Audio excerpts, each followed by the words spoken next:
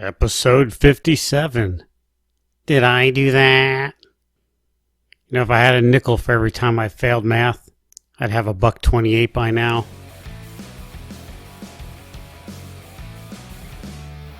Hello and welcome to the 10-Minute Off-Road Podcast. I'm your host, Nikki G. I'm here to inform, entertain, and delight your ear holes with all things off-road for the next 10 minutes or so. Why 10 minutes?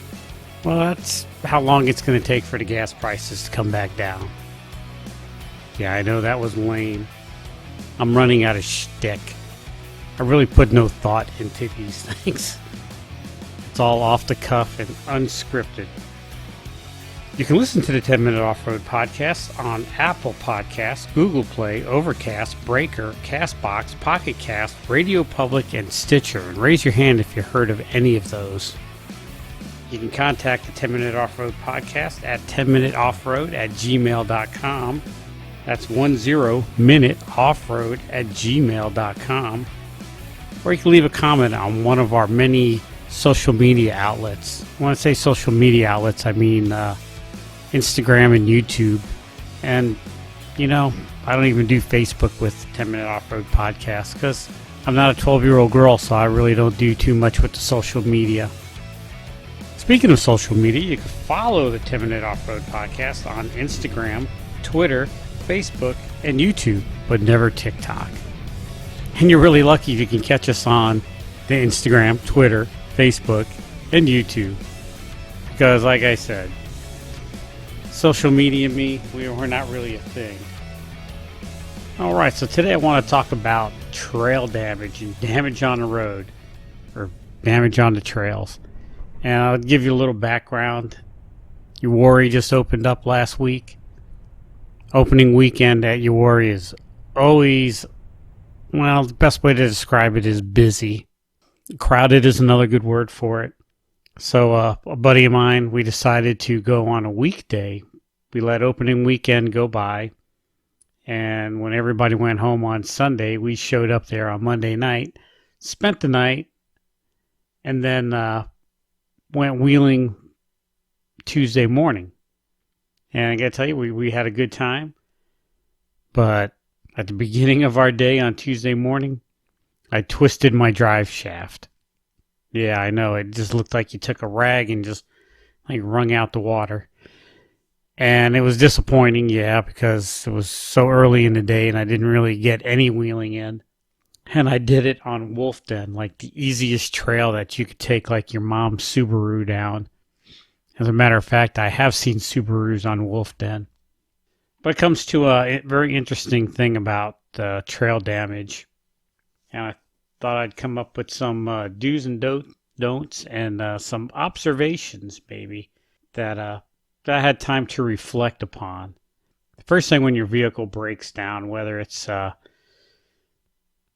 engine failure or suspension or body damage or anything, first thing to remember is don't get angry, don't get upset.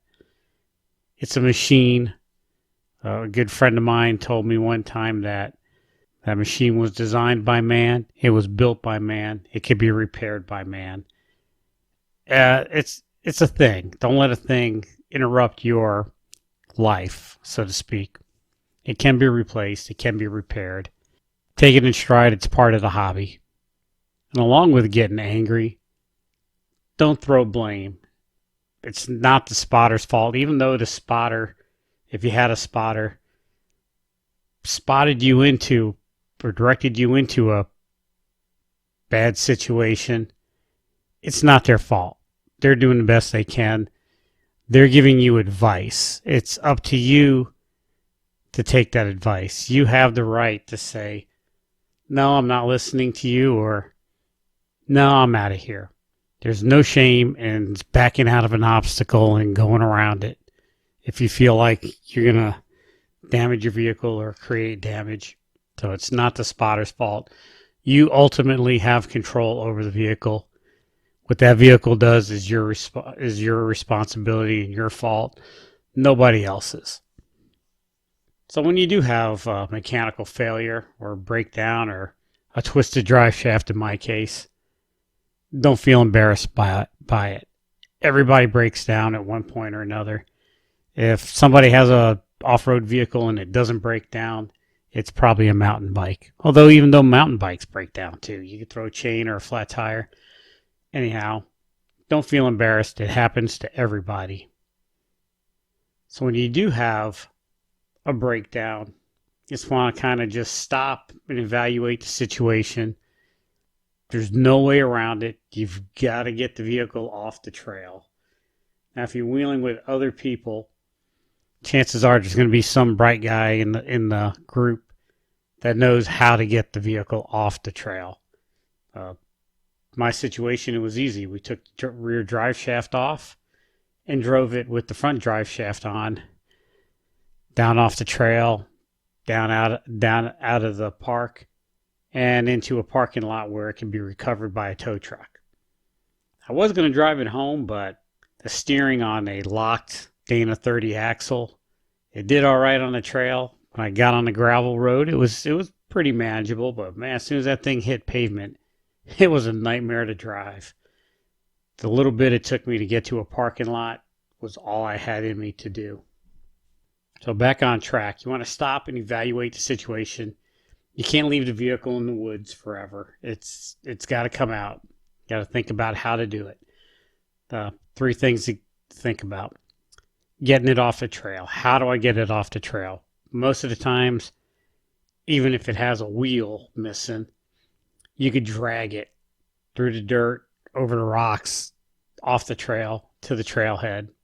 That's usually not that bad. Once you get to the trailhead, then it can be recovered by a tow truck, or you could come back with a trailer. There's no shame in leaving the vehicle overnight while you go home and rent a trailer and a truck or do whatever you got to do, or hire a tow truck. And, you might be far away from home, but you don't have to have it towed to your house. Social media, again, to the rescue. Post on social media, hey, catastrophic failure, who's around?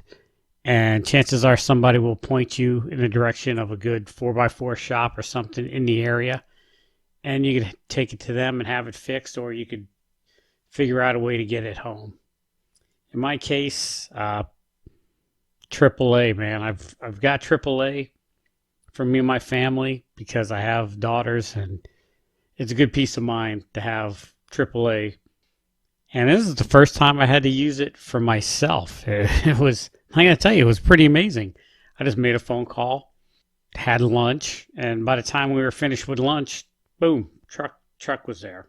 Took it to my house, and now I am in the process of fixing it, which I've always wanted a slip yoke eliminator, and now's the time to do it, which brings me to another point. Don't look at your catastrophic failure or breakage or damage as a loss. It's a chance to upgrade. I twisted the factory drive shaft, so now I am getting slip yoke eliminator. I'm just going to use a front drive shaft on the back end until I could figure out, or until I can afford to get a Adams drive shaft or one of these fancy expensive drive shafts that they guarantee against twisting. Then again, if the drive shaft didn't twist, I wonder what would have broke, because something was going to break somewhere. I prefer it to be that cheap factory drive shaft as opposed to my True Track in the rear, which maybe a locked rear end is probably not the way to go. I don't know. I'm spitballing. But anyhow, trail damage. It happens. Deal with it. All right, that's about all the time I have for tonight. I want to thank you for tuning in. I enjoy it. I do this for you guys. And until next time, this is Nikki G saying, wheel what you got and be happy.